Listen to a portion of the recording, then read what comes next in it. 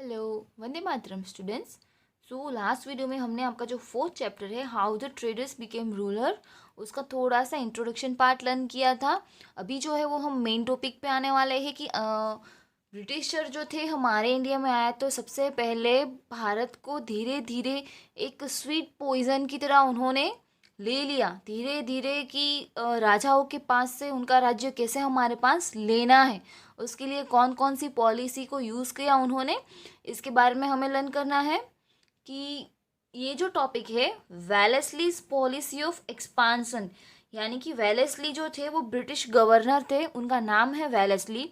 अभी उनका ये जो एक्सपांशन यानी कि विस्तार बढ़ाने की जो योजना है ना, उसके बारे में लर्न करना है कि वेलेस्ली इंडिया में आए और उन्होंने किस तरह से अपना एक्सपांशन इंडिया में बढ़ाया है। शुरू करते हैं पैराग्राफ से। When Wellesley came to India as governor general के तौर पे वो यहाँ पे आए थे।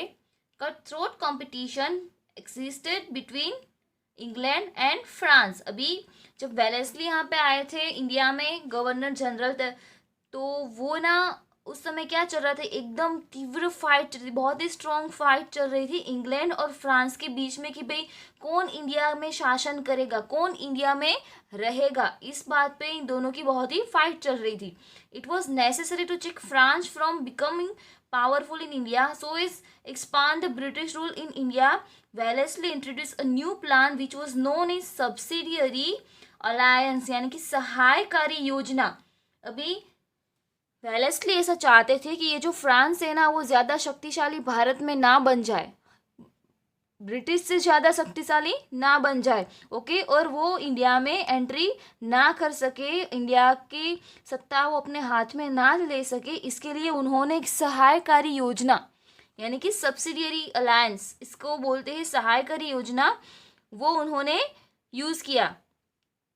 अभी ये एक स्कीम है जो राजाओं ने उनको दी थी, okay. As per the scheme, the princely state that accepted the alliance had to keep to maintain the scheme. Any okay, British army as well as keep a British representative in the royal court. अभी एक सहायकारिक योजना थी, उसमें क्या था कि हमारे जो राज्य थे इंडिया के, ऐसे राज्य देसी रजवाड़ा, पुराने जो देशी राज्य होते जो भी ये सब्सिडी अलायंस को एक्सेप्ट करता है ना, उनको क्या करना है कि अपनी सबकी राजाओं के पास अपनी खुद की आर्मी होती है, तो उसके साथ ब्रिटिश आर्मी को भी रखना है, अपने दरबार में ब्रिटिश आर्मी को भी रखना है, ओके।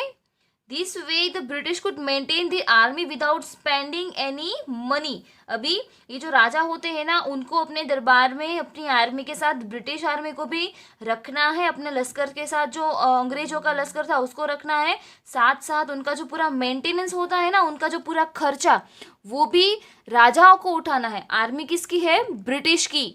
और खर्चा कौन उठाएगा? हमारे इंडिया के राजा उठाएंगे। और इस हिसाब से क्या होगा कि अंग्रेजों की जो आर्मी होगी वो यहाँ पे रह भी जाएगी और उनका मेंटेनेंस भी हो जाएगा, उनका रखवाला भी होगा, और साथ ही साथ उनको कुछ भी मनी स्पेंड नहीं करना पड़ेगा।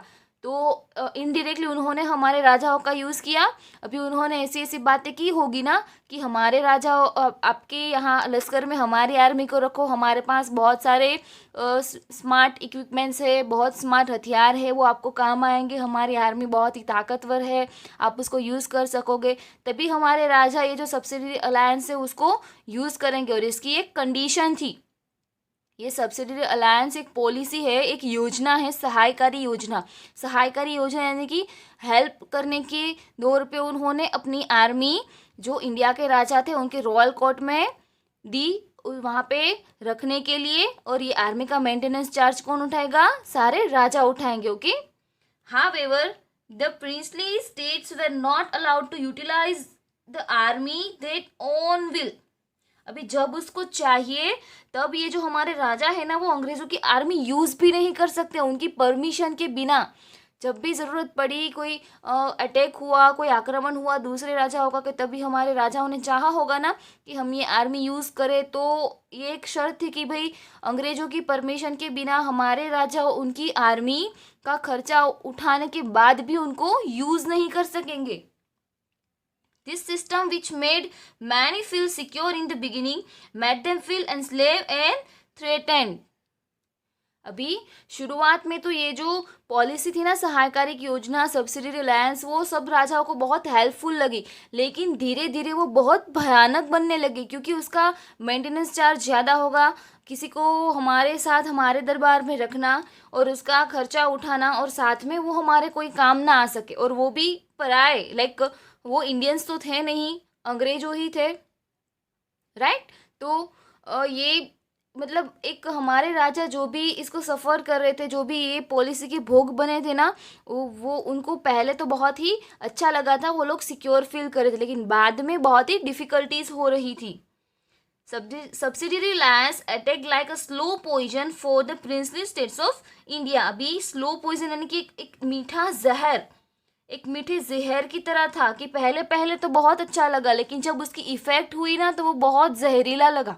पहले पहले तो उनको बहुत अच्छा लगा कि भाई चलो इतनी अच्छी आर्मी हमारे पास आ रही है, ये हो रहा है वो हो रहा है, लेकिन बाद में बहुत ही उनको डरावना लगा, बहुत ही उनके साथ अनजस्टिस जैसा हुआ कि भाई हम मेंटेनेंस चार्ज उठाते हैं लेकिन उसको यूज़ नहीं कर सकते, राइट। तो लॉस तो हमारे राजा को ही हुआ। The Indian states that become the victims of the subsidy reliance were Hyderabad, Mysore, Ayodhya, Jodhpur, Gaikwad, Vadodara, Peshwa of Pune and scenes of Gwalior। यानी कि ये जो सारे लोग थे, कौन कौन से लोग ये सारी चीज़ों के भोग बने थे? मैसूर, अयोध्या, हैदराबाद, जोधपुर, गायकवाड़, वडोदरा, पेशवा, पुणे, सिंधी, ये सारे ग्वालियर के लोग थे। ये सारे लोग जो इन्होंने ये जो सब्सिडी ऑफ अलायंस को एक्सेप्ट किया था, और उनको बहुत ही महंगा पड़ा था, उनके साथ बहुत ही अन्याय जैसा हुआ था, राइट। तो वेलेस्ली बहुत ही चालाक, इन शॉर्ट अंग्रेज जो थे वो बहुत ही चालाक थे, तभी वो इतना कर सकते थे, राइट।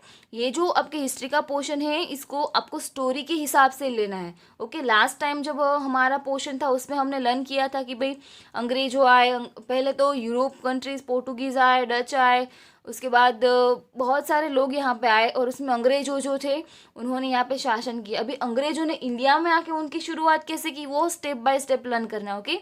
आज की वीडियो में हम यही पैराग्राफ लर्न करेंगे। आपको अच्छे से समझना है सब्सिडी रिलायंस की कंडीशन क्या थी, उसमें क्या क्या करना है और क्या नहीं करना है, और किस तरीके से हमें बेनिफिट नहीं होता है, वो सब आपको समझना है, ओके। नेक्स्ट जो पोर्शन है वो हम लास्ट वीडियो में लर्न करेंगे। वंदे मातरम।